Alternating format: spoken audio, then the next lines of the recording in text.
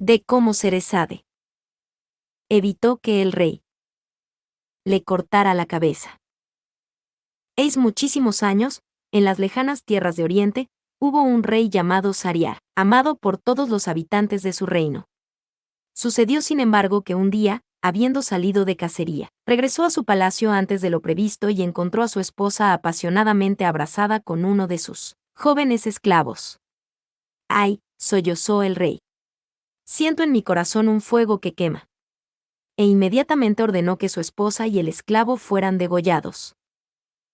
La muerte de su esposa infiel no calmó el fuego que inflamaba el corazón del rey Sariar.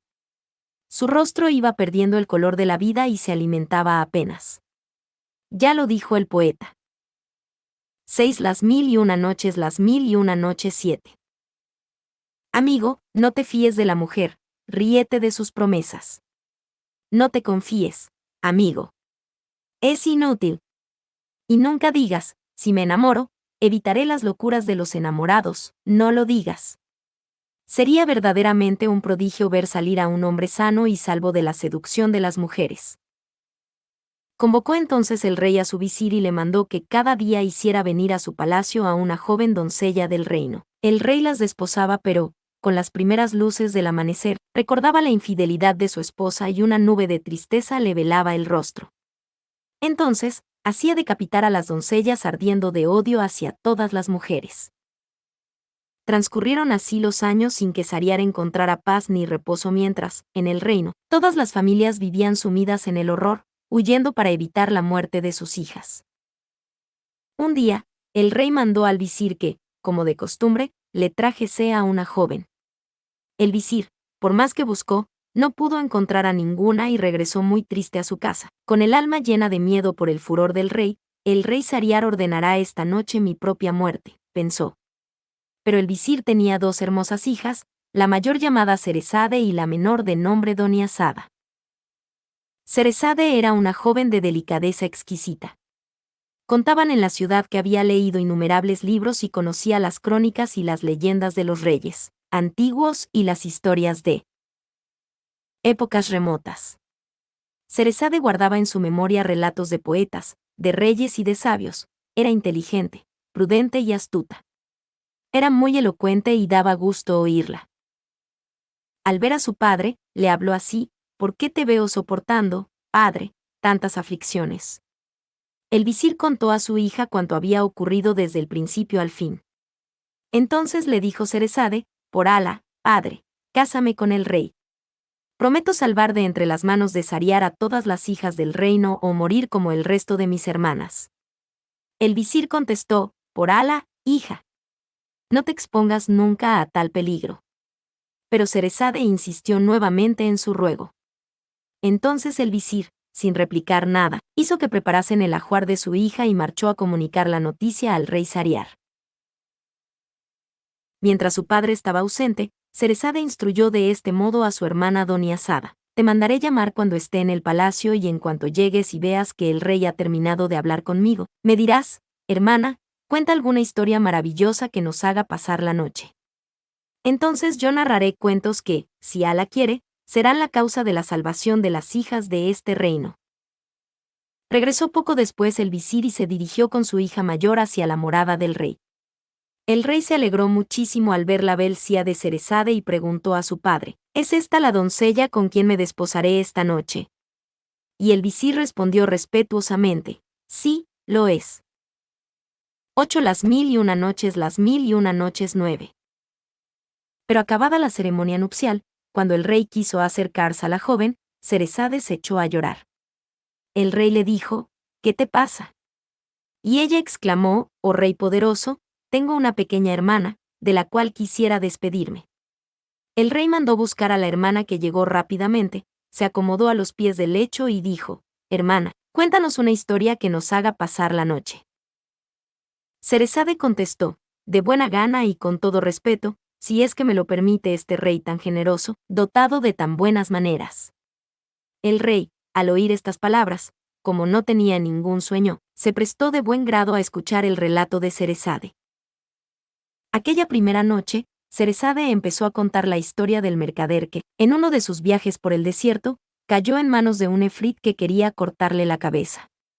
El mercader, en su afán por salvar su vida, le contaba al genio maligno tantos relatos maravillosos que llegó el amanecer sin que Cerezade hubiese concluido la historia. Entonces, la joven se calló discretamente, sin aprovecharse más del permiso que le había concedido Sariar. Su hermana Doniazada dijo: «Oh hermana mía, cuán dulces y sabrosos son tus relatos». Cerezade contestó: «Pues nada son comparados con los que os podría contar la noche próxima, si el rey quiere conservar mi vida». El rey dijo para sí: «Por Alá, no la mataré hasta que haya oído el final de su historia». Y por primera vez en muchos años durmió un sueño tranquilo. Hermana, cuéntanos una historia que nos haga pasar la noche. 10 Las mil y una noches, las mil y una noches 11. Al despertar, marchó el rey a presidir su tribunal. Y vio llegar al visir que llevaba debajo del brazo un sudario para Cerezade, a quien creía muerta. Pero nada le dijo al rey porque él seguía administrando justicia, designando a algunos para ciertos empleos, destituyendo a otros, hasta que acabó el día. El visir regresó a su casa perplejo, en el colmo del asombro, al saber que su hija había sobrevivido a la noche de bodas con el rey Sariar. Cuando terminó sus tareas, el rey volvió a su palacio. Al llegar por fin la segunda noche, Doniazada pidió a su hermana que concluyera la historia del mercader y el efrit. Cerezade dijo: «De todo corazón, siempre que este rey tan generoso me lo permita». Y el rey, que sentía gran curiosidad acerca del destino del mercader, ordenó: «Puedes hablar». Cerezade prosiguió su relato y lo hizo con tanta astucia que, al llegar la mañana, Doniazada y el rey ya estaban escuchando un nuevo cuento. En el momento en que vio aparecer la luz del día, Cerezade discretamente dejó de hablar. Entonces su hermana Doniazada dijo: «Ah, hermana mía, cuán deliciosas son las historias que cuentas». Cerezade contestó: «Nada es comparable con lo que te contaré la noche próxima, si este rey tan generoso decide que viva aún». Y el rey se dijo: «Por Alá, no la mataré hasta que le haya oído la continuación de su relato, que es asombroso». Entonces el rey se entregó al descanso y marchó más tarde a la sala de justicia. Entraron el visir y los oficiales y se llenó el lugar de gente. Y el rey juzgó, nombró, destituyó, despachó sus asuntos y dio órdenes hasta el fin del día. Luego se puso de pie y volvió a su palacio y a su alcoba. Doniazada dijo: «Hermana mía, te suplico que termines tu relato». Y Cerezade contestó: «Con toda la alegría de mi corazón». Y prosiguió con la historia. Como la noche anterior, supo ahí en ti irrumpir su narración justo en el momento más interesante, al llegar el amanecer. El rey, para conocer el desenlace del cuento, decidió postergar nuevamente la muerte de su esposa. Al llegar el alba de la noche siguiente, cuando Doniazada manifestó cuán interesante había resultado el nuevo relato, respondió Cerezade: «Pero es más maravillosa la historia del pescador». Y el rey preguntó con curiosidad: «¿Qué historia del pescador es esa?» «La que os contaré la noche próxima», señaló Cerezade, «si vivo todavía». Entonces el rey dijo para sí: «Por Alá, no la mataré sin haber oído la historia del pescador, que debe ser verdaderamente maravillosa». La misma decisión tomó el rey Sariar al día siguiente y en los siguientes días. Cerezade anunciaba nuevas historias. Las interrumpía sabiamente o las entrelazaba de tal modo que el personaje de un cuento contaba un cuento en él, que un personaje. 12 Las mil y una noches, las mil y una noches 13. Contaba un cuento. Así, una historia llevaba a la otra en una narración sin fin que iba dejando a la joven un día más de vida, una semana más, un mes, un año tras otro año. Transcurridas 536 noches, Cerezade empezó a narrar las aventuras de Simbad el marino. Y las hazañas de Simbad, gracias sean dadas a Alá.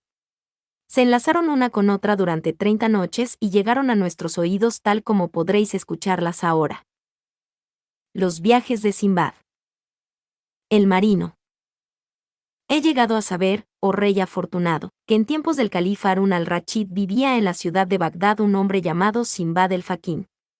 Era pobre y para ganarse la vida transportaba pesados bultos sobre su cabeza de un punto a otro de la ciudad. Un día de calor excesivo pasó por delante de la puerta de una casa que debía pertenecer a algún mercader rico. Soplaba allí una brisa gratísima y cerca de la puerta se veía un banco para sentarse. Al verlo, el faquín Simbad dejó su carga y se sentó. Entonces no pudo menos que suspirar y exclamar: «Gloria a ti, oh Alá». Por la mañana, yo, Simbad el faquín, me levanto agotado del trabajo del día anterior. El propietario de esta mansión, en cambio, disfruta de sus guisos y se rodea de sonidos y aromas delicados. Oh, Alá, quiero creer que gobiernas con sabiduría. Simbad el faquín se dispuso a recoger su fardo para marcharse.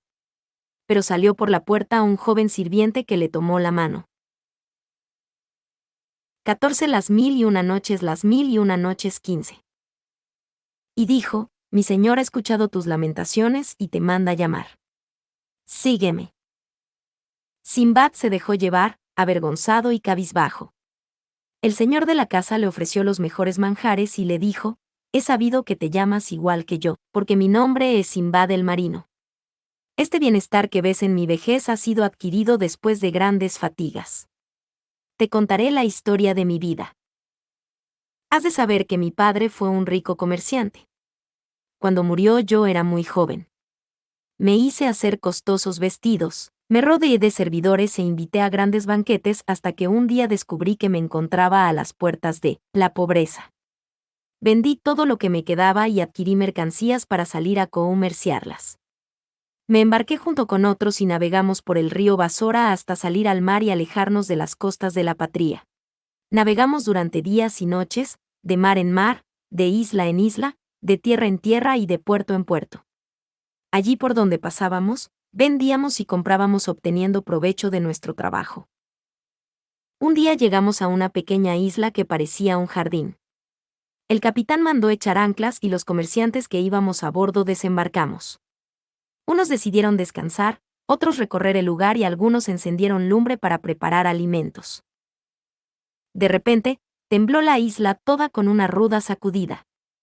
El capitán, que permanecía en la orilla, empezó a dar grandes voces: «Alerta.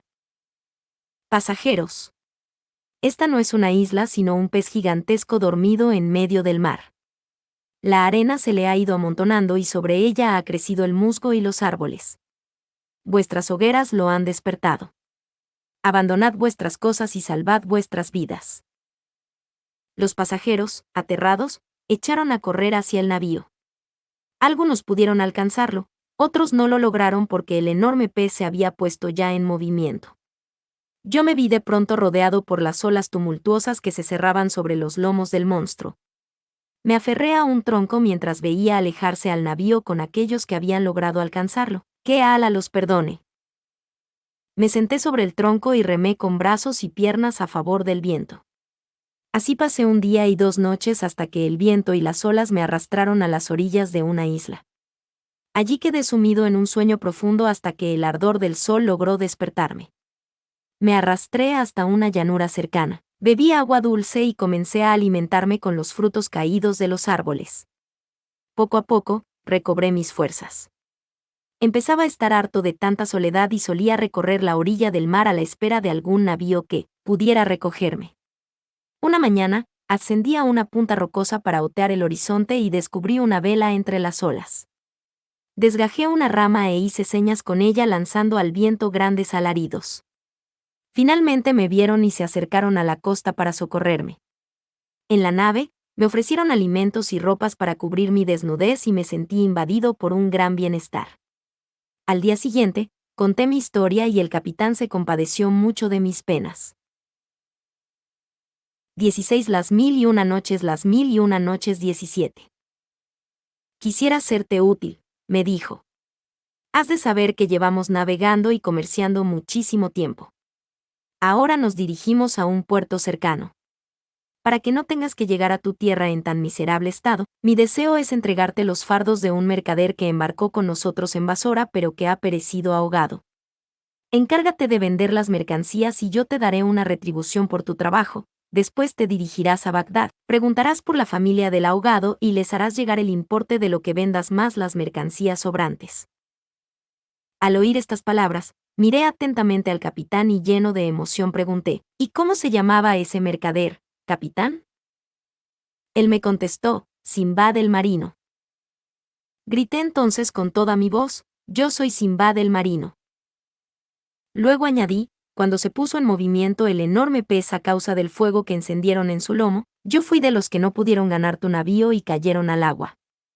Pero me salvé gracias a un tronco de madera sobre el que me puse a horcajadas hasta alcanzar la costa. Al escucharme el capitán, exclamó, no hay poder más que en Ala el Altísimo. El capitán me entregó los fardos.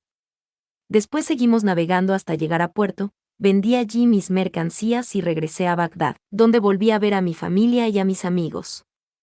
Inicié una nueva vida comiendo manjares admirables y, alerta, pasajeros. Esta no es una isla sino un pez gigantesco dormido en medio del mar. 18 Las mil y una noches 19. Bebiendo bebidas preciosas y olvidé las penurias pasadas y los peligros sufridos. Pero mañana, si Alá quiere, os contaré, oh invitados míos, el segundo de los viajes que emprendí. Y Simbad el marino se encaró con Simbad el faquín y le rogó que cenase con él. Luego, hizo que le entregaran 1000 monedas de oro y antes de despedirlo lo invitó a volver al día siguiente. La segunda noche habló Simbad en estos términos a su convidado. Verdaderamente yo vivía la más dulce de las vidas, cuando un día asaltó mi espíritu el deseo de recorrer otros mares, de conocer otras islas y otros hombres. Fui pues al zoco y compré las mercancías que pretendía exportar. Busqué luego un navío hermoso y nuevo, provisto de velas de buena calidad y transporté a él mis fardos. Navegamos durante días y noches, de mar en mar, de isla en isla, de tierra en tierra y de puerto en puerto. Allí por donde pasábamos, vendíamos y comprábamos obteniendo provecho de nuestro trabajo. Un día Alá nos condujo hasta una isla con multitud de árboles de frutos y flores olorosos, pájaros cantores y arroyos cristalinos. Yo fui a sentarme a orillas de un arroyo, me tendí en el césped y dejé que se apoderara de mí el sueño en medio de la frescura y los aromas del ambiente. Dormí durante muchas horas, tantas que cuando desperté, no encontré a nadie. Me puse a llorar preso de un terror profundo. Al fin, recorrí la isla en todas direcciones, sin poder encontrar huellas humanas. Trepé a un árbol altísimo y, al mirar atentamente, descubrí a lo lejos algo blanco e inmenso. Bajé del árbol y avancé con mucha cautela hacia aquel sitio. Cuando estuve más cerca, advertí que era una inmensa cúpula de blancura resplandeciente, pero no descubrí la puerta de entrada. Mientras reflexionaba, advertí que de pronto desaparecía el sol y que el día se tornaba en una noche negra. Alcé la cabeza para mirar las nubes y vi un pájaro enorme de alas formidables que volaba por delante del sol, oscureciendo la isla. Recordé entonces con terror lo que contaban algunos viajeros, que en las islas del sur vivía un pájaro gigantesco de alas descomunales, llamado Orak, que en su vuelo tapaba el sol y que alimentaba a sus polluelos con elefantes. La cúpula blanca era uno de los huevos que empollaba aquel Orak. El pájaro descendió sobre el huevo, extendió sobre él sus alas inmensas, dejó descansando a ambos lados sus dos patas en tierra y se durmió. Yo quedé precisamente debajo de una de las patas que parecía más gruesa que el tronco de un árbol añoso. Tomé una decisión. Me quité el turbante, lo trencé como una cuerda y me até con ella a la inmensa pata del pájaro Orak. Me dije que no podría sobrevivir en la isla, pero que el Orak en su vuelo tal vez me condujera a parajes civilizados. Al amanecer, el Orak se irguió, lanzó un grito horroroso y se elevó por los aires conmigo colgado de su pata. Atravesó el mar volando por encima de las nubes y después de mucho rato empezó a descender hasta posarse, finalmente en tierra. 20 Las mil y una noches 21. Me apresuré a desatarme, pero el pájaro no descubrió mi presencia más que si se tratara de alguna mosca o de alguna hormiga que por allí pasase. El Orak se precipitó a cazar un animal inmenso y se elevó con él entre sus garras nuevamente en dirección al mar. Me dispuse entonces a reconocer el lugar. Observé que todo el suelo estaba cubierto de diamantes de gran tamaño. Pero vi también que en todas direcciones se desplazaban serpientes gruesas como palmeras y supe que me hallaba al borde de la muerte. Sentí gran pánico y corrí hacia una cueva para salvar mi vida. Entré y cuando me habitué a la oscuridad advertí que lo que a primera vista tomé por una enorme roca negra era una serpiente enroscada sobre sus huevos. Sentí entonces en mi carne el horror de semejante espectáculo. Me quité el turbante, lo trencé como una cuerda. La piel se me encogió como una hoja seca, temblé de terror y caí al suelo sin conocimiento. Así permanecí hasta la mañana. Entonces, al convencerme de que no había sido devorado todavía, tuve suficiente aliento para deslizarme hasta la entrada y lanzarme fuera tambaleándome como un borracho a causa del sueño, del hambre y del terror. Mientras deambulaba, cayó a mis pies desde las alturas el esqueleto de un buey sacrificado. Los restos de carne estaban frescos y sanguinolentos. Alcé los ojos pero no vi a nadie. Recordé en ese momento lo que se contaba de los buscadores de diamantes. Como los buscadores no podían bajar al Valle de las Serpientes, mataban bueyes o carneros, los desollaban y arrojaban las carcas. Y me até con ella a la inmensa pata del pájaro Orak. 22 Las mil y una noches 23. Sas a los precipicios, donde iban a caer sobre los diamantes que se incrustaban en ellas profundamente. Entonces llegaban unas enormes águilas para llevarse a sus nidos los restos de los animales como alimento de sus crías. Los buscadores de diamantes se precipitaban sobre ellas lanzando grandes gritos para obligarlas a soltar su presa. Recogían los diamantes adheridos a la carne fresca, abandonaban la res para alimento de las águilas y regresaban a su país. Me asaltó la idea de que podía tratar aún de salvar mi vida y salir de aquel valle. Me incorporé y comencé a amontonar una gran cantidad de diamantes, abarroté con ellos mis bolsillos, me los introduje entre el traje y la camisa, llené mi calzón y los pliegus de mi ropa.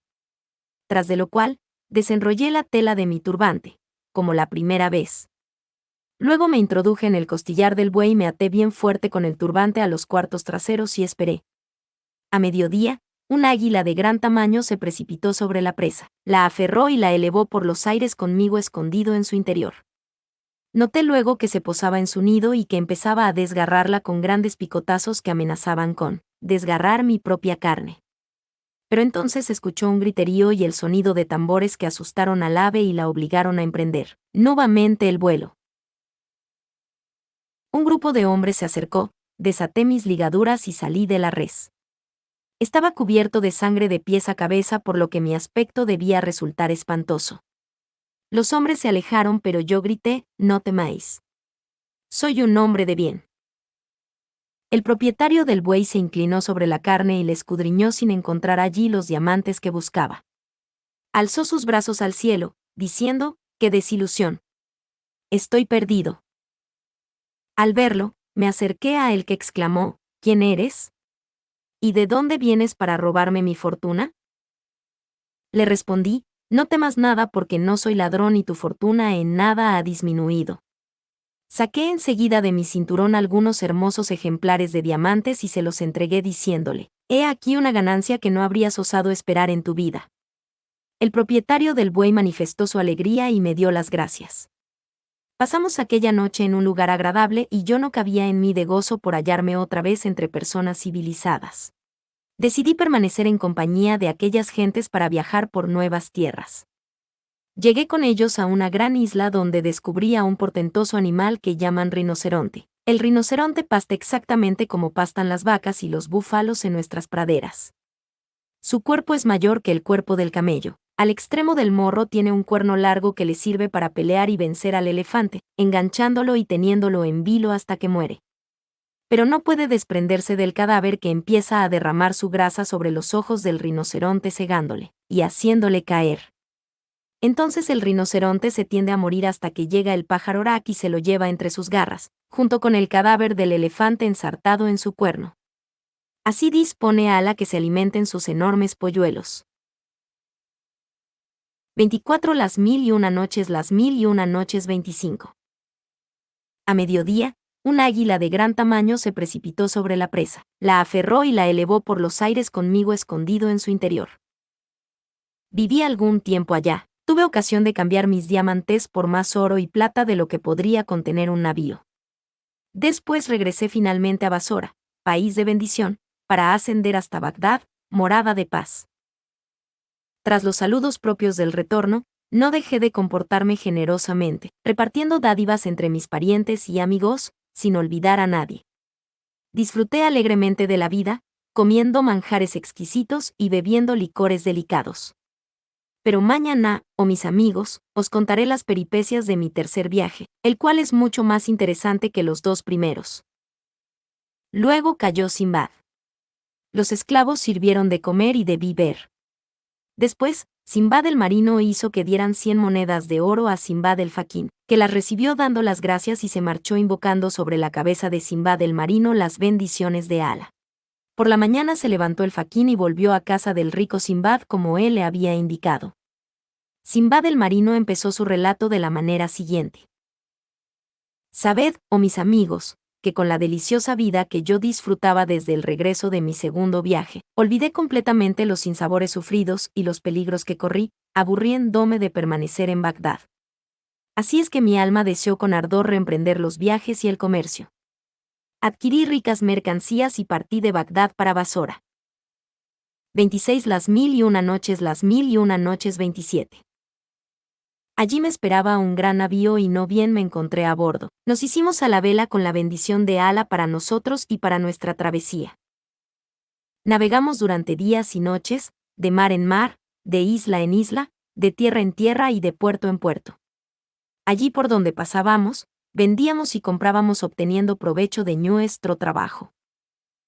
Un día, estábamos en alta mar cuando de pronto vimos que el capitán del navío se golpeaba con fuerza el rostro y se mesaba los pelos de la barba.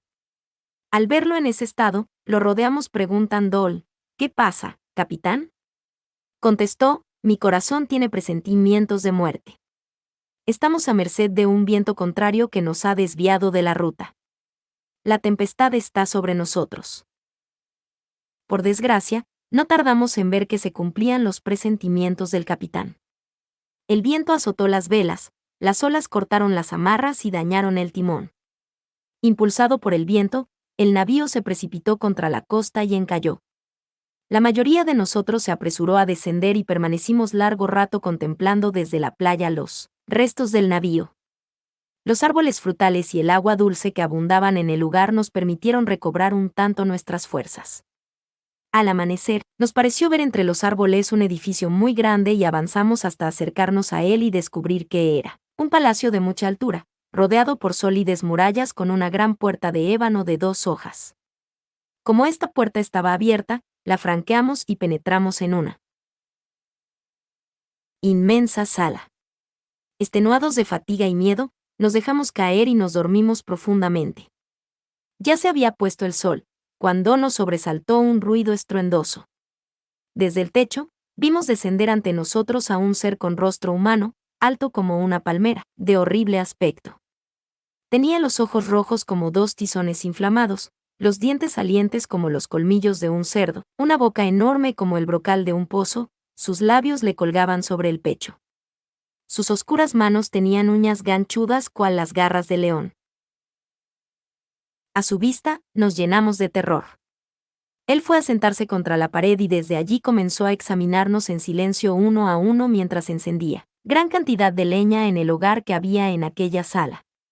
Tras de ello, se adelantó hacia nosotros, fue derecho a mí, tendió la mano y me tomó de la nuca. Me dio vueltas, pero no debió encontrarme de su gusto porque me dejó, echándome a rodar por el suelo y se apoderó del capitán del navío. Eligió al capitán porque era un hombre robusto, lo mató de un solo golpe, lo ensartó en un asador de hierro y lo asó como a un pollo dorándolo en las llamas de la hoguera. Concluida su comida, el espantoso gigante se tendió sobre el piso y no tardó en dormirse, roncando igual que un búfalo. Y permaneció dormido hasta la mañana. Lo vimos entonces levantarse y alejarse como había llegado. En cuanto se marchó, todos estallamos en llanto considerando la forma horrorosa en que moriríamos.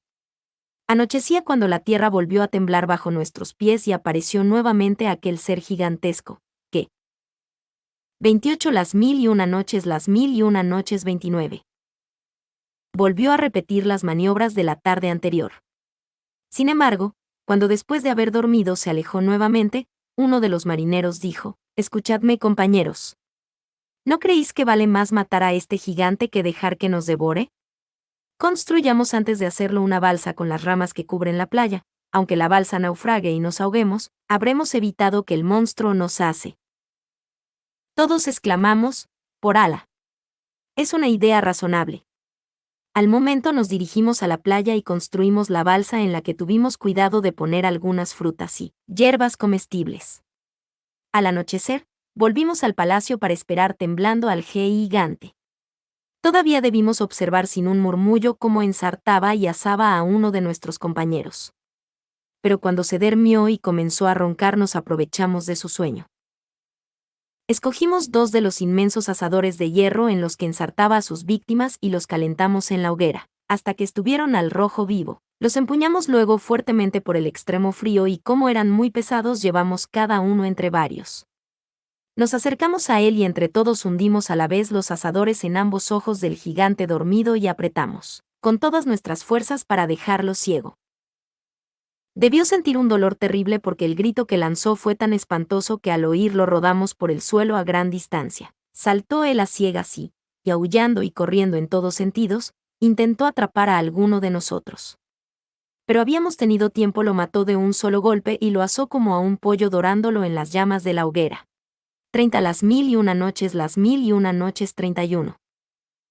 De tirarnos al suelo de bruces a su derecha y a su izquierda, de manera que a cada manotazo solo encontraba el vacío.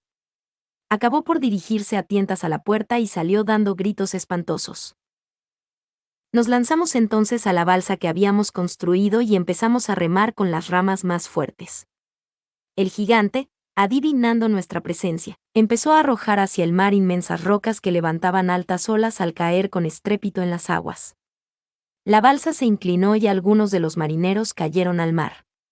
Solo 3 de nosotros permanecimos a flote, a merced del viento y las olas, hasta que una brisa nos acercó a una isla y en ella descendimos.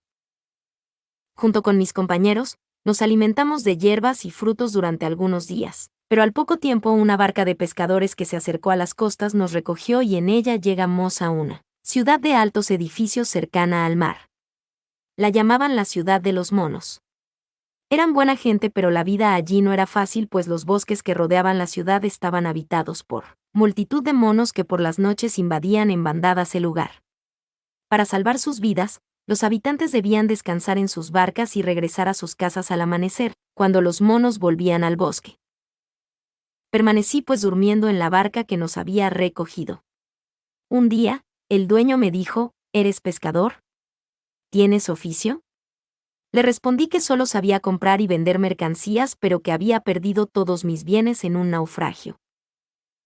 Entonces, me entregó una bolsa y me dijo, toma esta bolsa, llénala de guijarros, ve con estos hombres y haz todo lo que ellos hacen.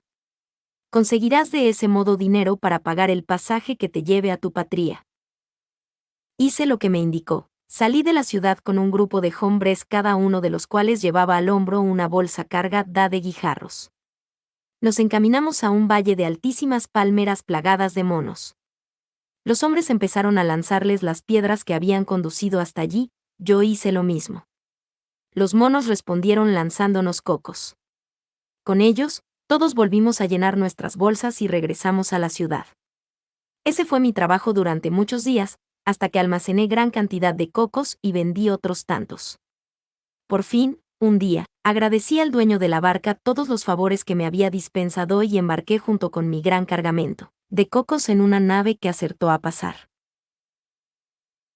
En todas las islas donde nos deteníamos, cambiaba mi mercancía por otros productos. Obtuve primero canela y pimienta y cambié luego parte de estas especias por madera de China. En los mares perleros, entregué esa excelente madera y recibí a cambio perlas de incalculable valor.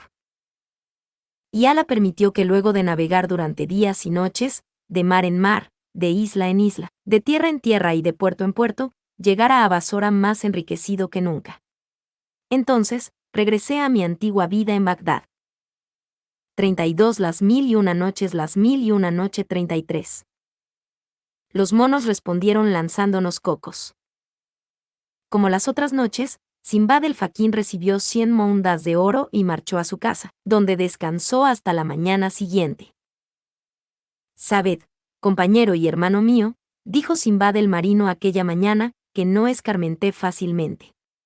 Pretendí aprender de mis desventuras, pero, como los que te he contado, emprendí en total 7 viajes. Mi nombre adquirió cierta fama entre los navegantes que acudían a consultarme cosas relativas al comercio, a los mares y a las islas. El califa llegó a escuchar mi historia y ordenó a los cronistas que la escribieran y la depositaran en la biblioteca del palacio para que sirviera de instrucción a quienes la leyeran. Estuve ausente de mi patria 27 años y solo entonces me arrepentí ante Alá de mi manía viajera y le di gracias por haberme devuelto a mi familia y a mi patria. Y aquí tienes, Simbad el Faquín, la historia de mi vida. El Faquín dijo, por Alá, hermano de nombre, no me reprendas por pensar que habías adquirido fácilmente tus riquezas. Simbad el marino mandó poner el mantel y dio un festín que duró largas noches. Y después invitó a permanecer a su lado, como mayordomo de su casa, a Simbad el Faquín. Y ambos vivieron fraternalmente hasta que fue a visitarlos la que destruye las alegrías, la amarga muerte. 34 Las 1001 noches 35. Cuando Cerezade acabó de contar la historia de Simbad el marino se calló sonriendo. Entonces la pequeña Doniazada se levantó de la alfombra en que estaba acurrucada y dijo a su hermana, «Oh, Cerezade, hermana mía». Qué terrible, prodigioso y temerario era Simbad el marino.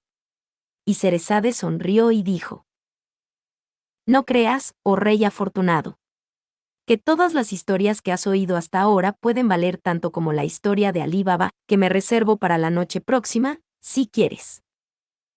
Entonces el rey Sariar dijo para sí, «No la mataré hasta después». Entonces Cerezade sonrió y dijo, «Cuentan que». Pero en este momento vio aparecer la mañana y se calló discreta. Y ambos vivieron fraternalmente hasta que fue a visitarlos la que destruye las alegrías, la amarga muerte. Las 1001 noches 37. Alí Baba y los 40 ladrones. Recuerdo, oh rey afortunado, que en tiempos muy lejanos, en una ciudad entre las ciudades de Persia, vivían 2 germanos, uno se llamaba Casín y el otro Alí Baba. Cuando el padre de Casín y de Alí Baba murió, los 2 hermanos se repartieron lo que les dejó en herencia, tardando poco en consumirlo y encontrándose, de la noche a la mañana, con las caras largas y sin pan ni queso. El mayor, que era Casín, temiendo morir de hambre, no tardó en casarse con una joven que tenía plata. De esta manera, además de una esposa, el joven tuvo una tienda en el centro del mercado. Tal era su destino y así se cumplió. En cuanto al segundo, que era Alí Baba, como no era ambicioso, se hizo leñador, ahorró algún dinero y lo empleó en comprar. 38 Las 1001 noches 39. Un asno, después otro y más tarde un tercero. Todos los días los llevaba al bosque y los cargaba con la leña que antes él mismo había traído sobre sus espaldas. Siendo propietario de 3 asnos, Alí Baba inspiraba confianza a las gentes de su oficio, todos pobres leñadores, y uno de ellos le ofreció a su hija en matrimonio. Alí Baba tuvo de su esposa 2 hijos y todos vivían modestamente del producto de la venta de leña. Un día en que Alí Baba estaba en el bosque ocupado en abatir a hachazos un árbol, el destino decidió modificar su vida. Primero se oyó un ruido lejano que se aproximaba rápidamente. Alí Baba, que detestaba las aventuras y las complicaciones, se asustó al encontrarse solo con sus 3 asnos en medio de aquella soledad. Trepó sin tardanza a la copa de un árbol que se eleva en la cima de un pequeño monte desde el que se dominaba todo el bosque. Así, oculto entre las ramas, pudo observar qué era lo que producía aquel estruendo. Y bien que lo hizo. Una tropa de caballeros, armados hasta los dientes, avanzaba al galope hacia donde él se encontraba. Al ver sus semblantes sombríos y sus barbas negras que los hacían semejantes a cuervos, no dudó que eran bandoleros, salteadores de caminos de la peor especie. Girando estuvieron por unos momentos los bandidos al pie del monte rocoso donde Alí Baba estaba escondido, a una señal de su jefe. Echaron pie a tierra, ataron sus caballos a los árboles y recogieron las alforjas cargándolas sobre sus espaldas. Tan pesadas eran que los bandidos caminaban encorvados bajo su peso. Uno detrás de otro pasaron bajo Alí Baba, que así pudo fácilmente contarlos y ver que eran 40, ni uno más ni uno menos. Cuando llegaron ante una gran roca que había al pie del monte, todos se detuvieron. El jefe, que era el que iba a la cabeza, se paró frente a la roca y con voz retumbante exclamó: «Ábrete, Sésamo». Al momento la roca se entreabrió, el jefe se apartó un poco para dejar pasar a sus hombres y cuando hubieron entrado todos él mismo entró y exclamó con voz autoritaria: «Ciérrate, Sésamo». La roca volvió a su sitio y Alí Baba se cuidó mucho de hacer el menor movimiento, a pesar de la inquietud que sentía por el paradero de sus asnos abandonados en medio del bosque. Los 40 ladrones reaparecieron luego de oírse un ruido subterráneo, parecido a un terremoto lejano. Cada uno de ellos con las alforjas vacías en la mano se dirigió a su caballo, colocó las alforjas en la grupa y montó sobre su silla. Antes de partir, el jefe se volvió hacia la entrada de la caverna y, en voz alta, pronunció la fórmula: «Ciérrate, Sésamo». Y las dos mitades de la roca se juntaron. Los bandoleros, con sus semblantes sombríos y sus barbas negras, marcharon por el mismo camino por el que habían venido. En cuanto a Alí Baba, la prudencia hizo que permaneciese algún tiempo en su escondite, a pesar del deseo que sentía de ir a recuperar sus asnos, diciéndose: «Estos terribles bandoleros pueden haber olvidado alguna cosa en su cueva, volver de improviso sobre sus pasos y sorprenderme aquí». Lo siguió con la mirada hasta que se perdieron de vista y recién entonces decidió bajar del árbol con 1000 precauciones. 40 las 1001 noches, las 1001 noches 41. Uno detrás de otro pasaron bajo Alí Baba, que así pudo fácilmente contarlos y ver que eran 40, ni uno más ni uno menos. 42 las 1001 noches, las 1001 noches 43. Una vez en el suelo, avanzó hacia la roca, reteniendo la respiración y de puntillas. Una enorme curiosidad lo empujaba. El leñador inspeccionó la roca de arriba a abajo y encontrándola lisa y sin ranura alguna por la que pudiese meter una aguja, se dijo: «Sin embargo, por aquí he visto con mis propios ojos desaparecer a los 40 ladrones». Después, olvidando sus temores, Alí Baba dijo: «Ábrete, Sésamo». A pesar de que pronunció las palabras mágicas con voz insegura, la roca se abrió. Alí Baba vio una gran galería que conducía a una sala excavada en la misma roca y que recibía luz por medio de aberturas practicadas en lo más alto. A lo largo de los muros vio fardos de seda y brocado, grandes cofres cargados hasta los bordes de monedas y lingotes de plata y de dinares de oro. El suelo estaba hasta tal punto cubierto de vasijas llenas de oro y joyas, que el pie no sabía dónde posarse, temeroso de estropear algún valioso objeto. Cuando se recuperó en parte de su asombro, el leñador se dijo: «Por Alá, Alí Baba, de repente aprendes fórmulas mágicas y haces abrir puertas de piedra que dan acceso a cavernas cargadas de riquezas acumuladas en el lugar por generaciones de ladrones. De ahora en adelante, podrás hacer que el oro del robo proteja a tu familia de necesidades y privaciones». Habiendo tranquilizado de este modo su conciencia, Alí Baba buscó por allí varios sacos y los llenó de dinares y otras monedas de oro.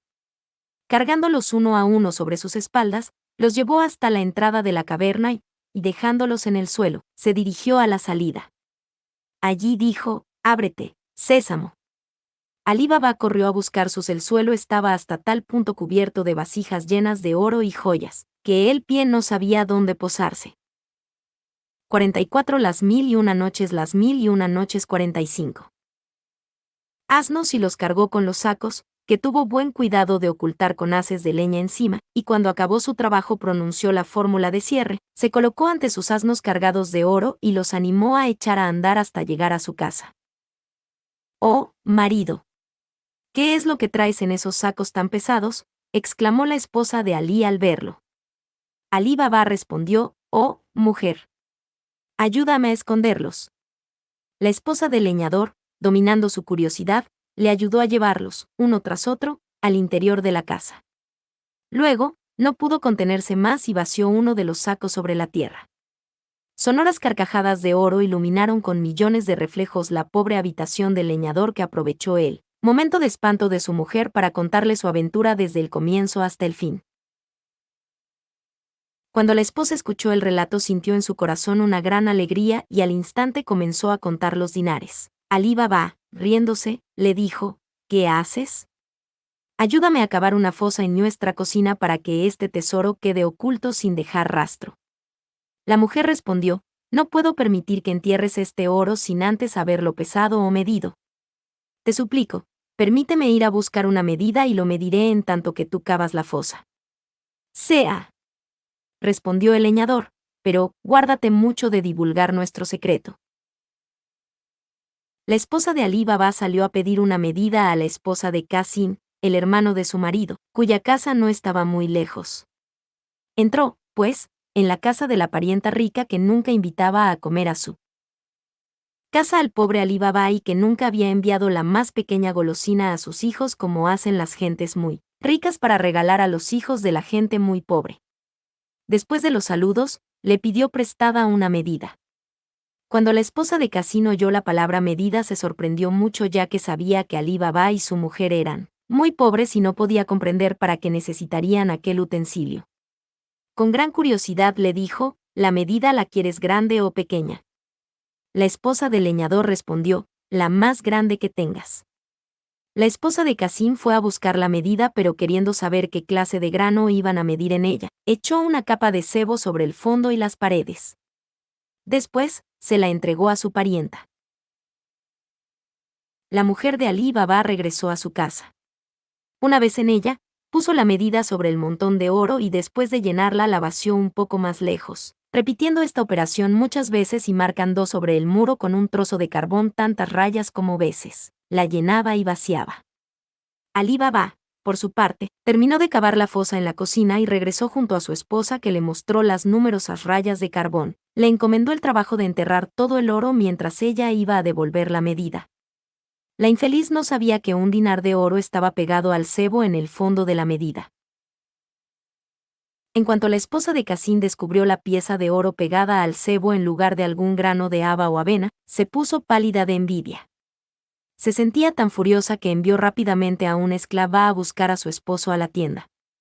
Cuando el sorprendido Qasim entró en la casa, la mujer puso el dinar ante sus narices y gritó, ¿lo ves? Pues no es más que lo que le sobra a esos miserables.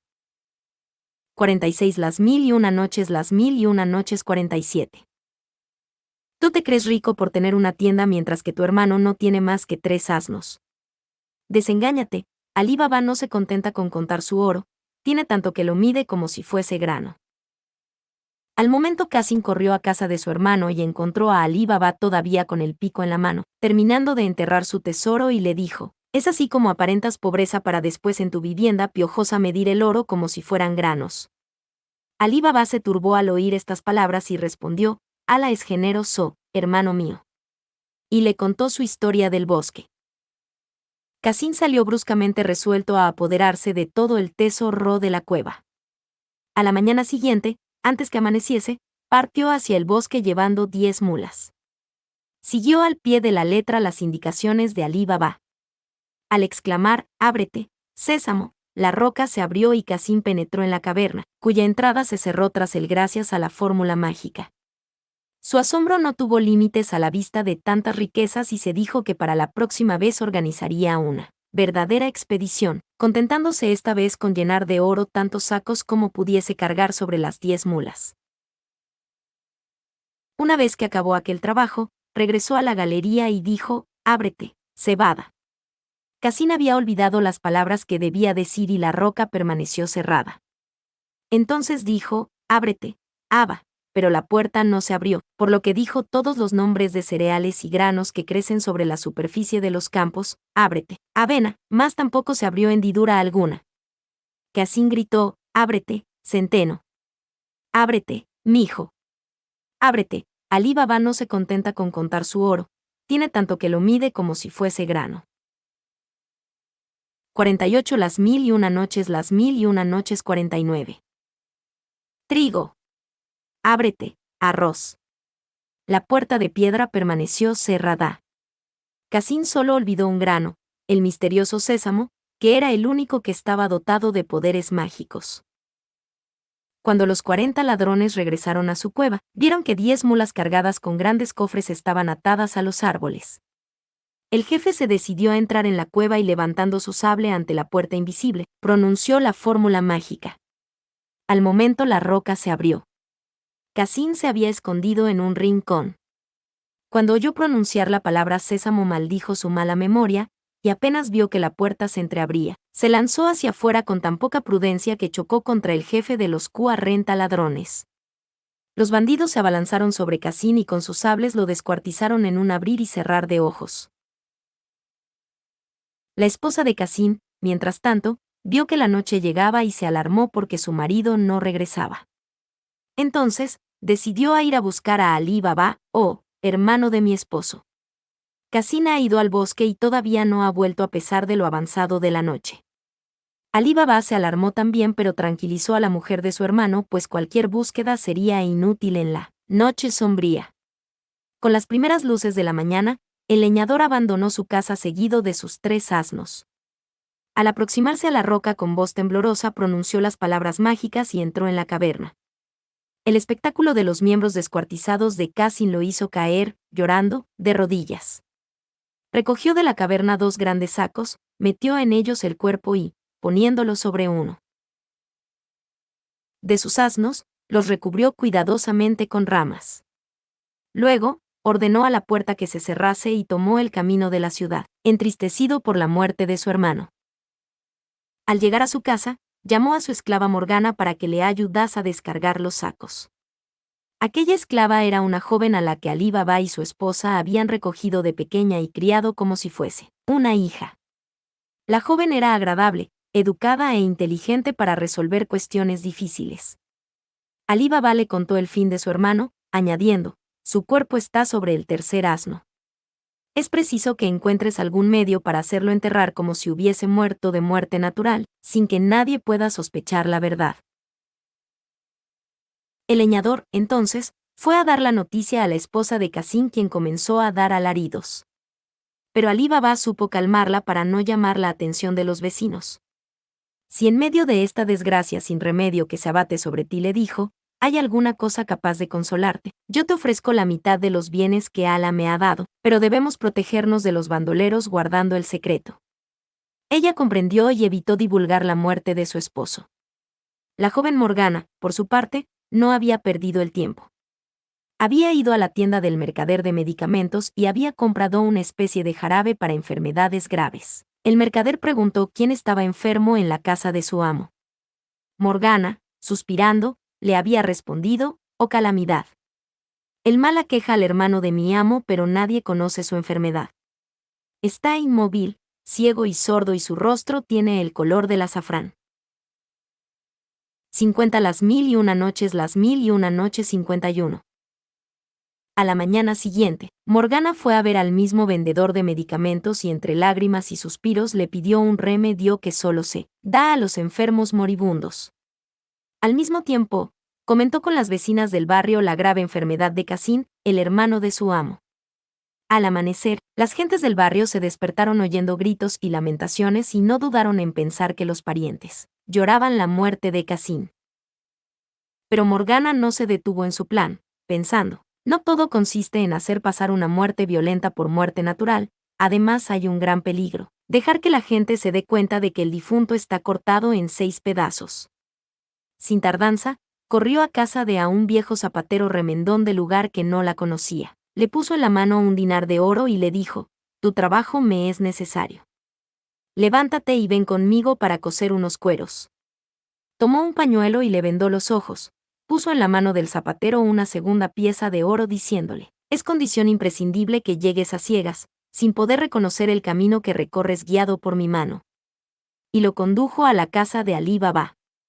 Allí le quitó el pañuelo y mostrándole el cuerpo del difunto le dijo, cose esos 6 trozos que ves allí.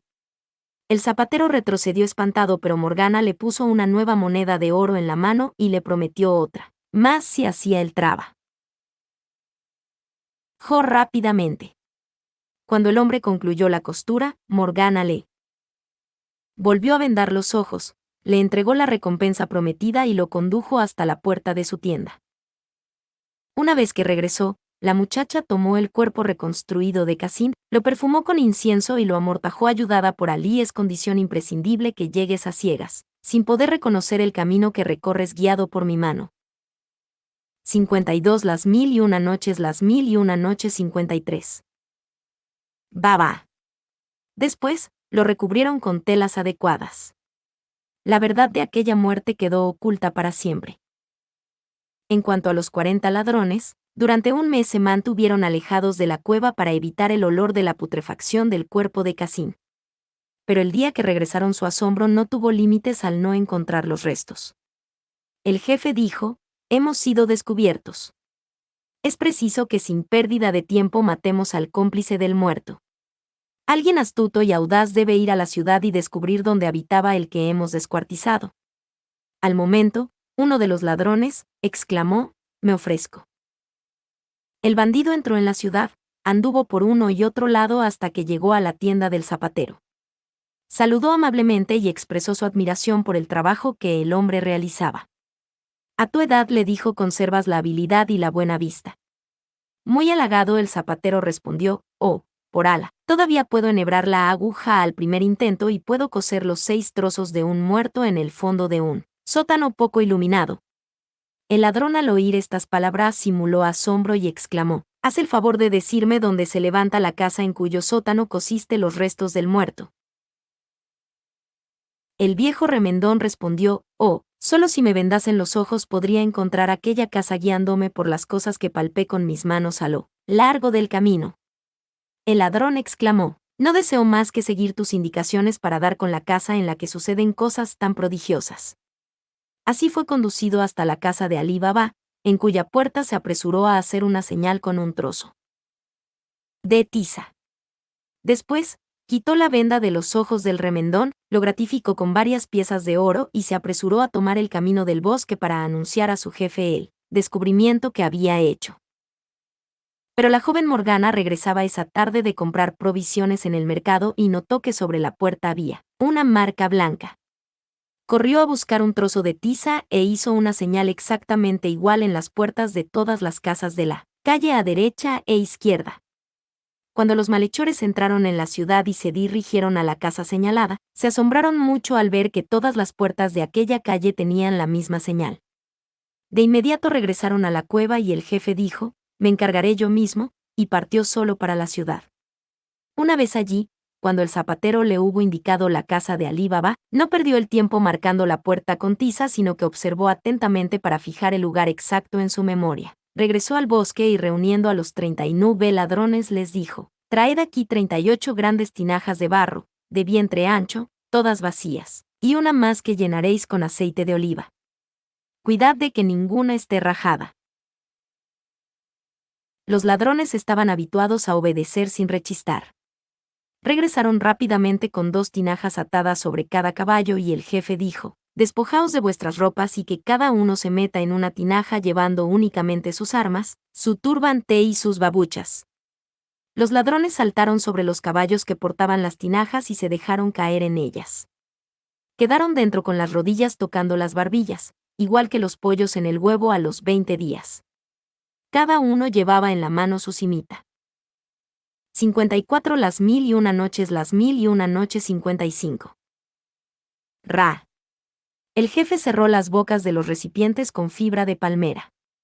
Entonces, se disfrazó de mercader de aceite y se dirigió hacia la ciudad. Por la tarde, llegó ante la casa de Alí Baba, que estaba sentado en el umbral tomando el fresco. Soy mercader de aceite, dijo el jefe de los ladrones, y no sé dónde pasar la noche en una ciudad desconocida. Alí Baba se acordó de los tiempos en que era pobre y le dijo: tú y tus bestias con la carga pueden descansar en el patio de mi casa. Llamó a Morgana y le ordenó que ayudase al mercader. Luego, invitó a comer a su huésped. Después que hubieron comido y bebido, el jefe de los ladrones dijo: muéstrame el sitio de tu casa en el que pueda dar descanso a mis intestinos. Alí Baba lo condujo al lugar indicado. Al quedar a solas, el hombre se acercó a las tinajas e, inclinándose sobre cada una, dijo en voz baja: cuando oigas que unas piedrecitas golpean tu tinaja, sal y acude junto a mí. Morgana lo esperaba en la puerta de la cocina con una lámpara de aceite en la mano para conducirlo a la habitación. Cuando la joven volvió a la cocina, fregando los platos y las cacerolas, se acabó el aceite de la lámpara. Tomó la vasija y fue al patio a narla en una de las tinajas. Se aproximó a la primera de ellas. La destapó y metió la vasija en la abertura, pero el cacharro, en lugar de sumergirse en aceite, chocó contra algo duro y oyó una voz. «Por Ala, este es el momento», dijo el bandido sacando la cabeza. «No, mozo, no», dijo Morgana. «Tu amo duerme todavía. Espera a que se despierte». La muchacha, temblando por la sorpresa, lo había adivinado todo.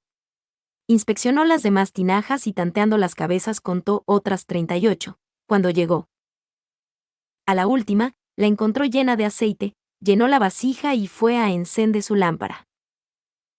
De vuelta en la cocina, hizo hervir un gran cubo con aceite hirviendo y aproximándose a cada tinaja, la destapó y vertió de golpe el líquido caliente sobre las cabezas de los ladrones que al momento murieron abrasados. Morgana volvió a cubrir las bocas de las tinajas con la fibra de palmera, regresó a la cocina, apagó la lámpara y permaneció a oscuras. A medianoche, el mercader de aceite asomó la cabeza por la ventana que daba al patio y no viendo ni oyendo nada pensó que todos los de la casa dormían. Tal como había dicho a sus hombres, arrojó sobre las tinajas unas piedrecillas, pero nada sucedió. Pensando que sus hombres se habían dormido, arrojó más guijarros, pero no apareció cabeza alguna. El jefe de los bandidos se enojó mucho con sus hombres, a los que creía dormidos, mas cuando se acercó a las tinajas debió retroceder por el espantoso olor a aceite quemado que exhalaban. El jefe de los ladrones comprendió de qué manera atroz habían perecido sus hombres, y dando un salto prodigioso, se trepó al muro intentando perderse en la oscuridad de la noche. Morgana, que había permanecido en las sombras, se abalanzó contra él como un gato salvaje y le clavó en el corazón un puñal que llevaba en su mano derecha. Alí Baba salió al patio y, en el colmo del espanto y la confusión, se lanzó hacia Morgana, que temblorosa por la emoción, limpiaba el puñal en sus vestiduras. 56 Las mil y una noches 57. Por Ala. Este es el momento, dijo el bandido sacando la cabeza. No, mozo, no, dijo Morgana. Tu amo duerme todavía. Espera a que se despierte. 58 Las mil y una noches 59. Alí Baba creyó que la joven era víctima del delirio y de la locura, pero ella con voz tranquila dijo, «Oh amo. Alabemos a Alá que ha dirigido el brazo de una débil joven para castigar al jefe de tus enemigos». Mientras hablaba, despojó de su manto al cuerpo y mostró bajo sus largas barbas al jefe de los bandidos. Alí Baba comprendió que debía su vida y la de su familia al coraje de la joven Morgana. La abrazó, con lágrimas en los ojos, y le dijo, «Oh Morgana, hija mía. Para que mi dicha sea completa, ¿quieres entrar definitivamente en mi familia como esposa de mi hijo?». Morgana besó la mano de Alí Baba y respondió, «Acepto y obedezco». Los cuerpos de los ladrones se enterraron en secreto en una fosa del jardín. El matrimonio de Morgana con el hijo de Alí Baba se celebró sin tardanza en medio de gran alegría y regocijo. Al cabo de un año, Alí Baba decidió volver a la caverna en compañía de su hijo y de Morgana. La joven no dejó de observar que los arbustos y las grandes hierbas obstruían por completo el sendero que rodeaba la roca y que en el suelo no había rastro de pisadas humanas ni huellas de caballos. Dijo entonces, «Podemos entrar sin peligro». Alí Baba pronunció la fórmula mágica, «Sésamo, ábrete». La roca dejó paso libre a Alí Baba, a su hijo y a la joven Morgana. El antiguo leñador comprobó que nada había cambiado desde su última visita al tesoro. Llenaron de oro y pedrería 3 sacos grandes que habían llevado con ellos y volviendo sobre sus pasos, después de pronunciar la fórmula, salieron de la cueva. Al cabo de un año, Alí Baba decidió volver a la caverna en compañía de su hijo y de Morgana.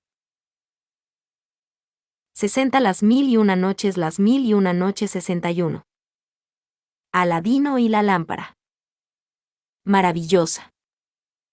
He llegado a saber, oh rey afortunado, que en la antigüedad, en una ciudad de la China de cuyo nombre no me acuerdo en este instante, había un hombre llamado Mustafa que era sastre de oficio y pobre de condición. Aquel hombre tenía un hijo llamado Aladino, un niño mal educado y peleador, a quien el padre quiso hacer aprender su oficio. Pero Aladino, que prefería jugar con los muchachos de su barrio, no pudo acostumbrarse a permanecer en la tienda. Cuando el pobre sastre murió, la madre de Aladino debió vender la tienda para sobrevivir por algún tiempo. Pero pronto el dinero se agotó y la mujer pasaba sus días y sus noches hilando lana y algodón para alimentarse y alimentar a su hijo. Cuando Cerezade acabó de contar la historia de Alí Baba se cayó sonriendo. El rey Sariar dijo, ciertamente, Shirazade, la joven Morgana no tiene par entre las mujeres de hoy. Bien lo sé yo, que me vi obligado a cortar la cabeza de todas las desvergonzadas de mi palacio. No creas, oh rey afortunado, que todas las historias que has oído hasta ahora pueden valer tanto como la historia de Aladino, que me reservo para la noche próxima, si quieres. El rey Sariar dijo para sí, no la mataré hasta después. Entonces Cerezade sonrió y dijo, cuentan que. Pero en este momento vio aparecer la mañana y se cayó discreta. 62 Las mil y una noches 63. En cuanto Aladino se vio libre de su padre, se pasaba todo el día fuera de casa y regresaba solo a las horas de comer. Así fue como llegó a la edad de 15 años. Era verdaderamente hermoso y bien formado, con magníficos ojos negros, una tez de jazmín y aspecto seductor. Un día estaba Aladino en la plaza del Zoco con otros vagabundos como él, cuando pasó por allí un misterioso extranjero que se detuvo y lo observó largo rato. El extranjero era un mago conocedor de los astros y con el poder de su hechicería podía hacer chocar unas con otras las montañas más altas. He aquí por fin pensaba el extranjero al joven que busco desde hace largo tiempo. Se aproximó a Aladino sonriendo y le dijo, ¿no eres Aladino, el hijo del sastre Mustafá? Y él contestó, sí, soy Aladino. Pero mi padre hace mucho tiempo que ha muerto.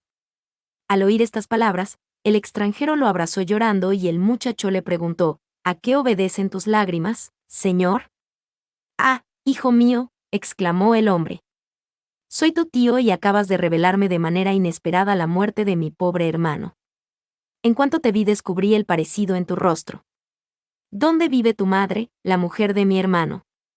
Enséñame el camino de tu casa. ¡Hala! Dino echó a andar y lo condujo. Por el camino, el extranjero trató un mandadero y los tres se aproximaron a la casa con una carga de frutas, pasteles y bebidas. Aladino se adelantó y dijo a su madre, se acerca hacia aquí mi tío que viene esta noche a cenar con nosotros. Los tres se aproximaron a la casa con una carga de frutas, pasteles y bebidas. 64 Las mil y una noches 65. Cualquiera diría, hijo mío, que quieres burlarte de tu madre y... ¿Quién es ese tío de que me hablas? Y dijo Aladino, aquel hombre que viene por el camino. Al ver la carga de manjares, se dijo la madre de Aladino, quizá no conociera yo a todos los hermanos del difunto. La paz sea contigo, oh esposa de mi hermano, saludó el extranjero. La madre de Aladino le devolvió el saludo mientras el mago decía, ¿no te parezca extraordinario el no haber tenido ocasión de conocerme porque hace 30 años que abandoné este país y partí para el extranjero? Pero un día, estando en mi casa, me puse a pensar en mi hermano y me decidí a emprender el viaje.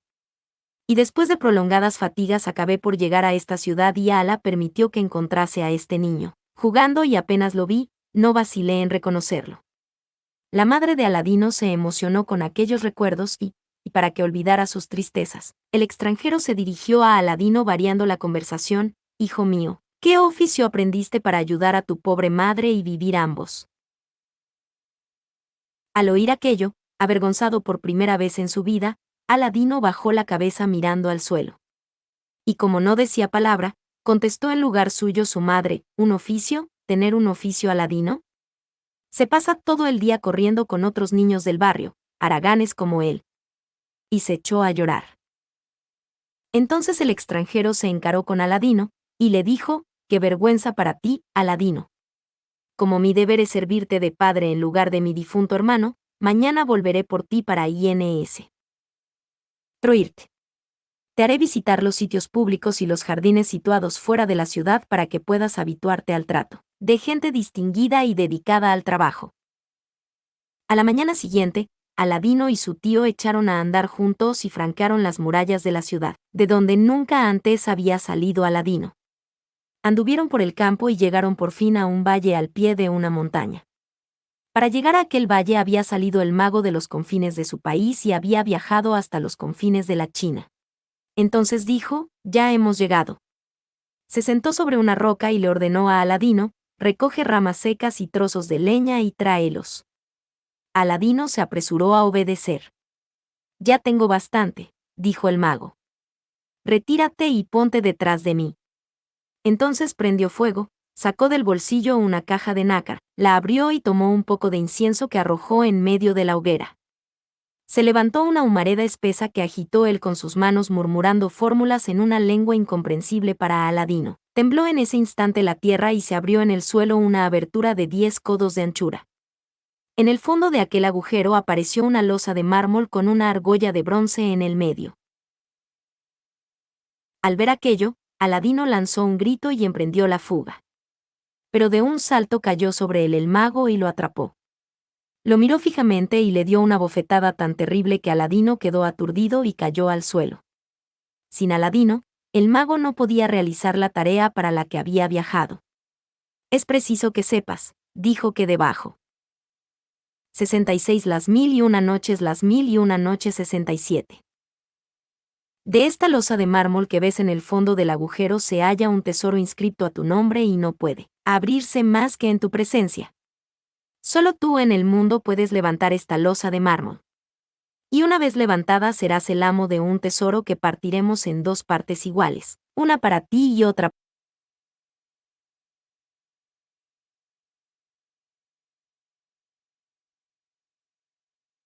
para mí. Al oír estas palabras, el pobre Aladino se olvidó de la bofetada recibida y contestó, oh, tío mío. Mándame lo que quieras. He aquí, pues, lo que tienes que hacer. Empezarás por bajar al fondo del agujero, tomarás con tus manos la argolla de bronce y levantarás la losa. Solo tendrás que pronunciar tu nombre y el nombre de tu padre al tocar la argolla. Entonces se inclinó Aladino y tiró de la argolla de bronce diciendo, soy Aladino, hijo del sastre Mustafa. Y levantó con gran facilidad la losa de mármol. Y vio una cueva con 2 escalones que conducían a una puerta de cobre rojo. El mago le dijo, Aladino, baja a esa cueva. Entra por la puerta de cobre que se abrirá sola delante de ti.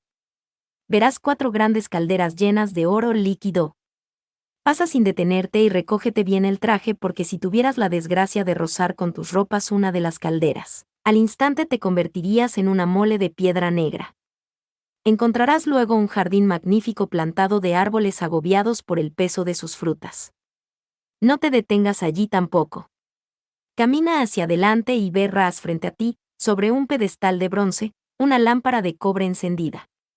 Tomarás esa lámpara, la apagarás, verterás en el suelo el aceite y te la esconderás en el pecho. Y volverás por el mismo camino.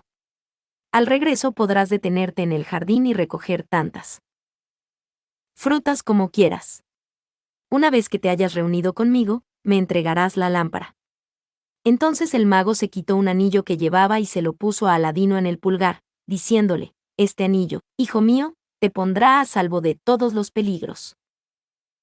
Aladino bajó corriendo por los escalones de mármol. Sin olvidar las recomendaciones del mago, a quien todavía creía su tío, atravesó con precaución el lugar evitando rozar las calderas, cruzó el jardín sin detenerse, vio la lámpara encendida y la tomó. Vertió en el suelo el aceite y la ocultó en su pecho enseguida, sin temor a mancharse el traje. Volvió luego sobre sus pasos y llegó de nuevo al jardín. Observó que los árboles estaban agobiados bajo el peso de las frutas de formas, tamaños y colores extraordinarios. Las había blancas, de un blanco transparente como el cristal o de un blanco turbio como el alcanfor. Y las había rojas, de un rojo como los granos de la granada o de un rojo como la sangre. Y las había verdes, azules, violetas y amarillas. El pobre Aladino no sabía que las frutas blancas eran diamantes, perlas de nácar y piedras lunares, que las frutas rojas eran rubíes, carbunclos y coral, que las verdes eran esmeraldas, jades y aguamarinas, que las azules eran zafiros y turquesas, que las violetas eran amatistas, que las amarillas eran topacios y ágatas. Caía el sol sobre el jardín y los árboles despedían brillos como llamas de fuego de todas sus frutas. Entonces, se acercó Aladino a uno de aquellos árboles y recogió frutas de cada color, llenándose con ellas el cinturón. 68 Las mil y una noches 69. ¿Dónde está la lámpara, Aladino? Dámela ya, ya mismo. 70 Las mil y una noches 71.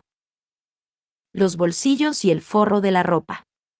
Agobiado por el peso, se ciñó cuidadosamente el traje y lleno de prudencia atravesó la sala de las calderas, llegó a la escalera y vio en la puerta al mago. El mago no tuvo paciencia para esperar a que llegase y le dijo: ¿Dónde está la lámpara, Aladino? Dámela ya, ya mismo. Aladino contestó: ¿Cómo quieres que te la dé tan pronto si está entre todas las bolas de vidrio con que me he llenado la ropa por todas partes? Déjame antes salir de este agujero y así podré sacarme del pecho la lámpara y dártela. Pero el mago supuso que Aladino quería guardarse la lámpara y le gritó con una voz espantosa como la de un demonio: «Oh hijo de perro, dame la lámpara enseguida o morirás». Aladino temió recibir otra violenta bofetada y se dijo: «Más vale resguardarse. Voy a entrar de nuevo en la cueva mientras se calma». Al ver aquello, el mago lanzó un grito de rabia y al momento la losa se cerró y Aladino quedó encerrado en la cueva subterránea. El mago, furioso y echando espuma, se alejó por el camino. Seguramente volveremos a encontrarlo. Desesperado, el muchacho empezó a dar gritos, prometiendo a su tío que le daría al momento la lámpara. Pero sus gritos no fueron oídos por el mago, que ya se encontraba lejos. Aladino empezó a dudar de aquel hombre. Se veía enterrado vivo y empezó a restregarse las manos como hacen los que están desesperados. De ese modo, frotó sin querer el anillo que llevaba en el pulgar y vio surgir de pronto ante él un inmenso efrit, negro y brillante como el betún, con la cabeza como un caldero y ojos rojos elelá. Ments. Se inclinó ante Aladino y con una voz retumbante cual el rugido del trueno, le dijo: «Aquí tienes a tu esclavo. Soy el servidor del anillo en la tierra, en el aire y en el agua. ¿Qué quieres?». Aladino quedó aterrado, pero cuando pudo mover la lengua, contestó: «Oh Efrit, sácame de esta cueva». Apenas pronunció estas palabras, se vio transportado fuera de la cueva. Aladino se apresuró a regresar sin volver la cabeza hacia atrás. Llegó extenuado a la casa donde lo esperaba su madre. Aladino le pidió de beber y de comer. Se vació el cántaro de agua en la garganta y comió deprisa. Cuando se sintió satisfecho, dijo a su madre: «El que creíamos mi tío, oh madre mía, es un maldito hechicero, un mentiroso, un demonio». Luego se detuvo un momento, respiró con fuerza y contó cuanto le había sucedido. Cuando hubo acabado su relato, dejó caer la maravillosa provisión de frutas transparentes y coloreadas que había recogido en el jardín. Y también cayó entre las piedras de colores la vieja lámpara por la que tanto se había enfurecido el mago. La madre apretó contra su pecho a Aladino, lo besó llorando y dijo: «Demos gracias a Alá que te ha sacado sano y salvo de manos de ese hechicero traidor y maldito». Aladino no tardó en dormirse. Al despertarse, el muchacho pidió el desayuno, pero su madre le dijo: «Ten paciencia. Iré a vender un poco de algodón y te compraré pan con lo que obtenga». «Deja el algodón», señaló Aladino, «y ve a vender esa lámpara vieja que traje de la cueva». La madre tomó la lámpara y se puso a limpiarla para sacar por 72 Las mil y una noches 73. Aquí tienes a tu esclavo, soy el servidor del anillo en la tierra, en el aire y en el agua. ¿Qué quieres? Ella el mayor precio posible. Pero apenas había empezado a frotarla cuando surgió un espantoso efrit, más feo que el de la cueva, que dijo con voz ensordecedora: «Aquí tienes a tu esclavo. Soy el servidor de la lámpara en el aire por donde vuelo y en la tierra por donde me arrastro. ¿Qué quieres?». La madre de Aladino se quedó inmóvil de terror. pero Aladino, que estaba ya un poco acostumbrado a caras de aquella clase, se apresuró a quitar la lámpara de las manos a su madre. La tomó con firmeza y dijo al efrit, o servidor de la lámpara: «Tengo hambre y deseo alimentos exquisitos». El genio desapareció para volver al instante con una gran bandeja llena de manjares. Aladino y su madre se pusieron a comer con gran apetito. Desde entonces, no abusaron de los beneficios del tesoro que poseían. Continuaron llevando una vida modesta, distribuyendo entre los pobres lo que les sobraba. Entretanto, Aladino no perdió ocasión de instruirse día. Logando con los mercaderes distinguidos y las personas de buen tono que frecuentaban el zoco. Un día, vio cruzar a dos pregoneros del sultán y los oyó gritar al unísono en alta voz: «Oh vosotros, mercaderes y habitantes. Por orden del sultán, cerrad vuestras tiendas al instante porque va a pasar la perla única, la maravillosa, Badrul Budur, la luna llena, hija de nuestro sultán».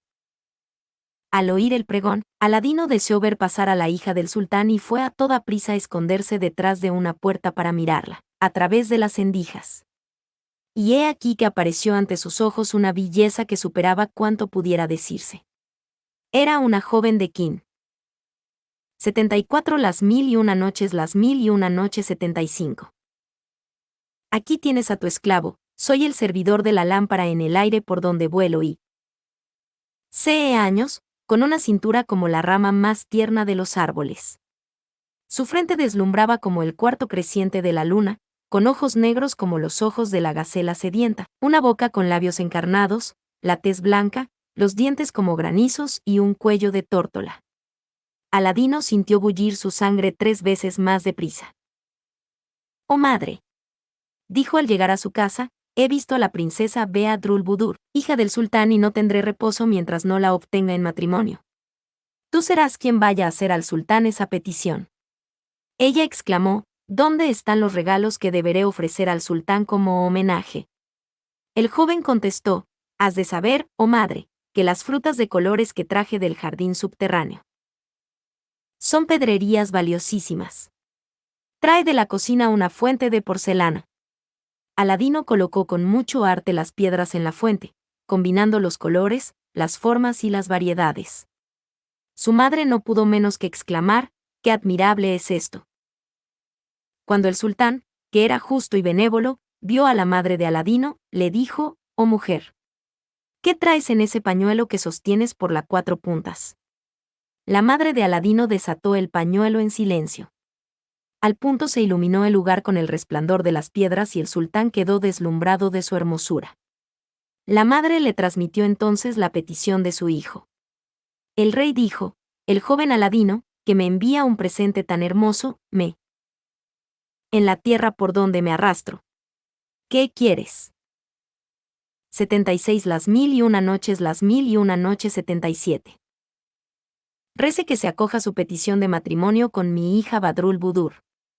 Le dirás, pues, que se efectuará el matrimonio cuando me haya enviado lo que exijo como dote: 40 fuentes de oro macizo llenas hasta los bordes de las mismas pedrerías en forma de frutas como las que envió en la fuente de porcelana.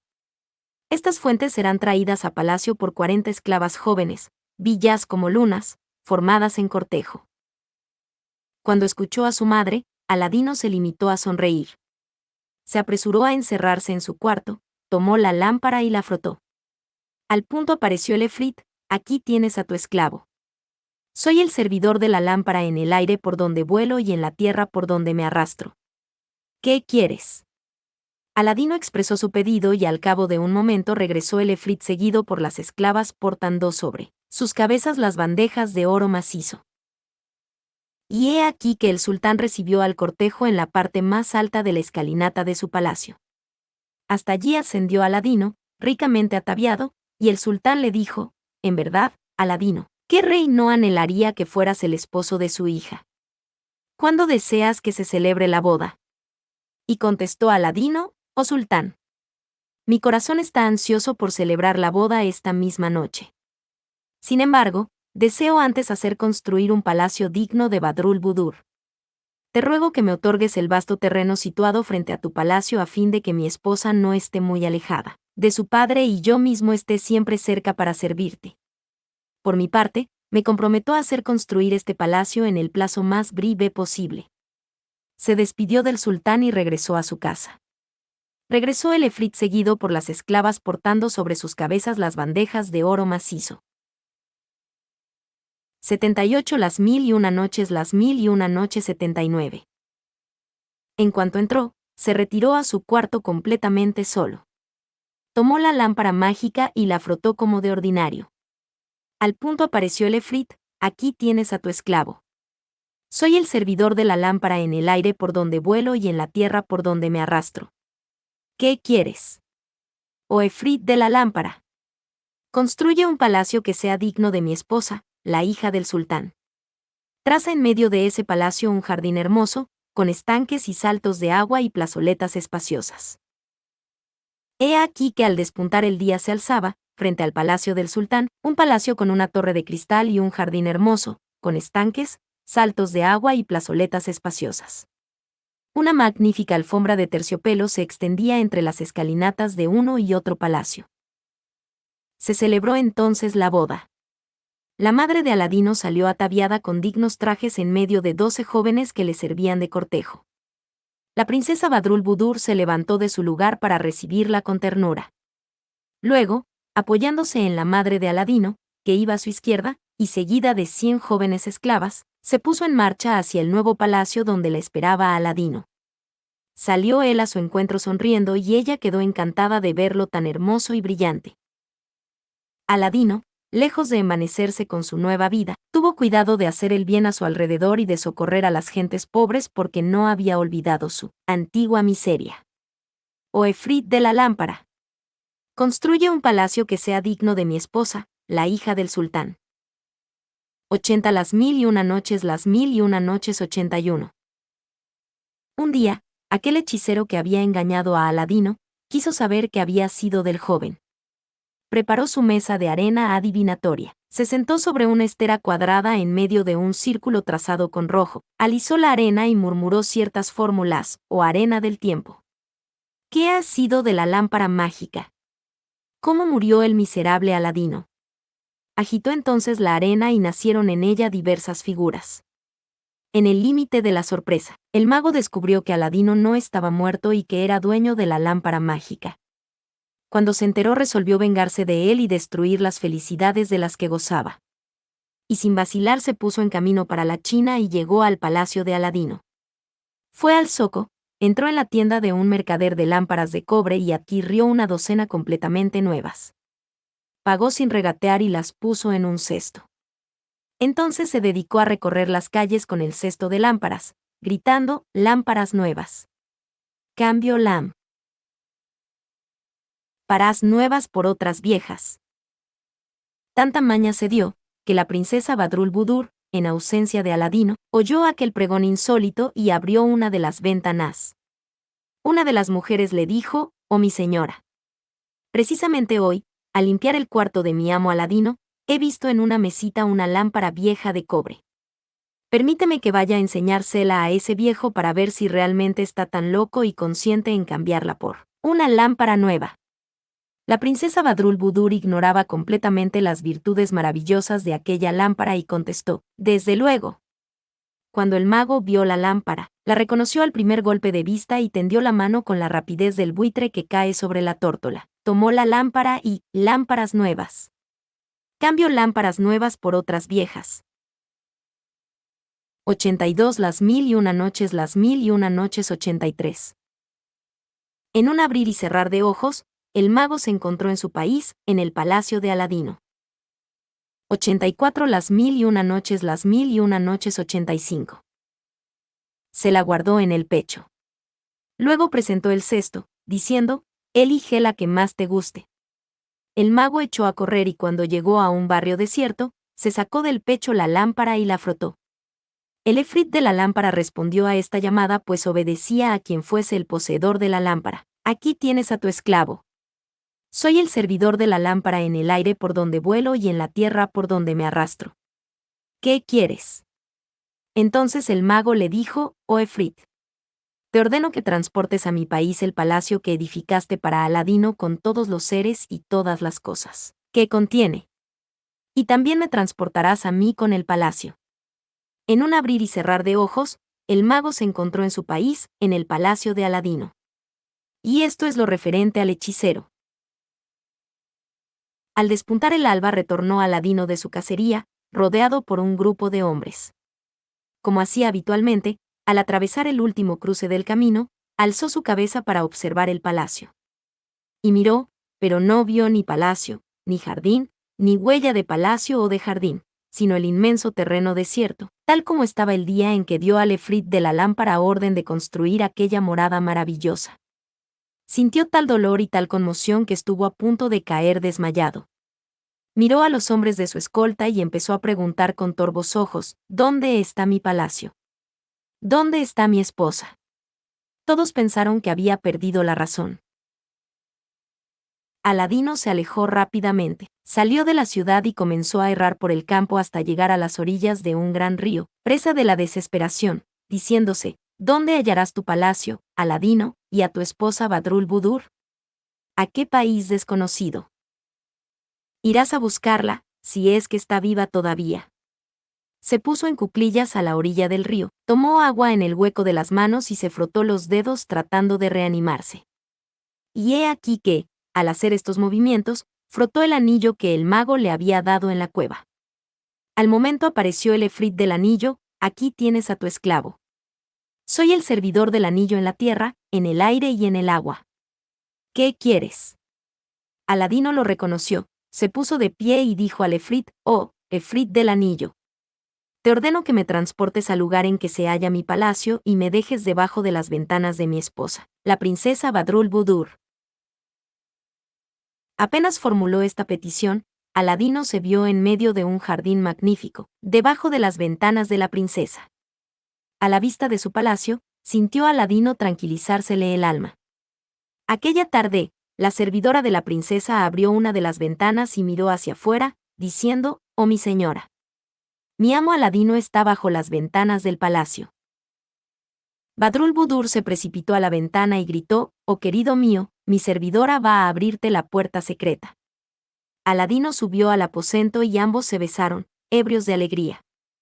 Aladino dijo a su esposa, «Oh, Badrul Budur. Antes que nada tengo que preguntarte qué ha sido de la lámpara de cobre que dejé en mi cuarto antes de salir de casa». Exclamó la princesa, «Esa lámpara es la causa de nuestra desdicha». Y contó a Aladino lo que había ocurrido en el palacio en su ausencia. Y concluyó diciendo, «Después de transportarnos aquí, el maldito mago ha venido a revelarme lo ocurrido». Entonces Aladino, sin hacerle el menor. 86 Las mil y una noches 87. Reproche, le preguntó, ¿y qué desea hacer ahora ese maldito? Ella dijo, viene cada atardecer y trata por todos los medios de seducirme. Para vencer mi resistencia no has cesado de afirmar que has muerto. Dime ahora, oh Badrul Budur. ¿Sabes en qué sitio del palacio está escondida la lámpara? La lleva en el pecho continuamente. Entonces Aladino pidió quedarse a solas, frotó el anillo mágico y dijo al efrit, «Oh, efrit del anillo. Te ordeno que me traigas una onza de polvo soporífero». Cuando obtuvo lo que deseaba, Aladino llamó a su esposa y le dio instrucciones respecto a lo que harían con el mago. Entonces la princesa mandó a sus mujeres que la peinaran y se hizo vestir con el traje más hermoso de sus arcas.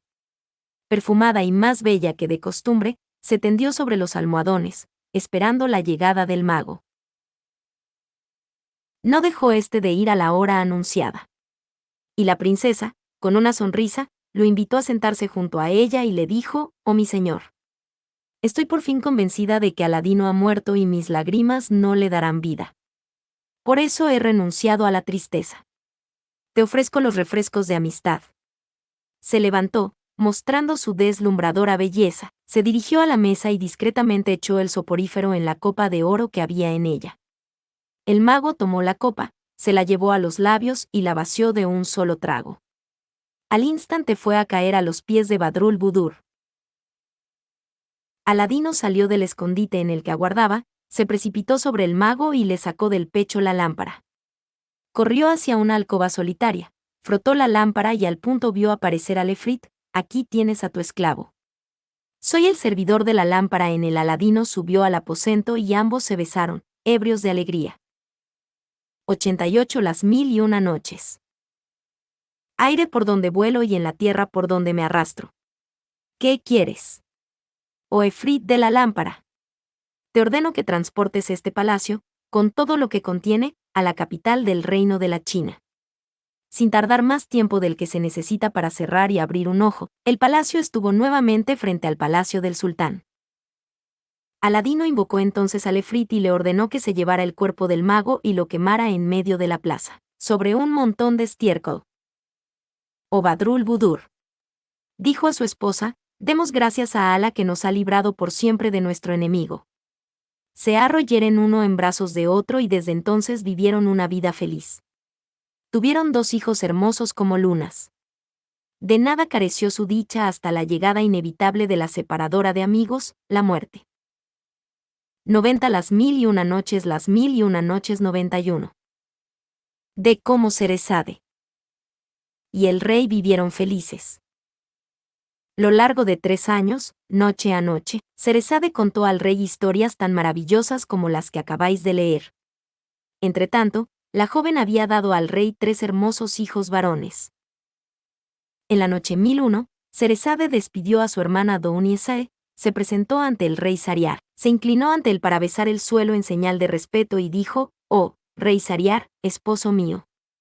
Tu esposa lleva ya 1001 noches contándote las historias de tiempos muy remotos. Solicito ahora tu permiso para expresar un deseo». «Pide, Cerezade», dijo el rey, «y lo que pidas te será concedido». Cuando Cerezade acabó de contar la historia de Aladino, se calló sonriendo. El rey Sariar dijo: «Es, sin duda, una historia extraordinaria. No creas, oh rey afortunado, que es tan extraordinaria como la que me reservo para la noche próxima, si quieres». El rey Sariar dijo para sí: «No la mataré hasta después».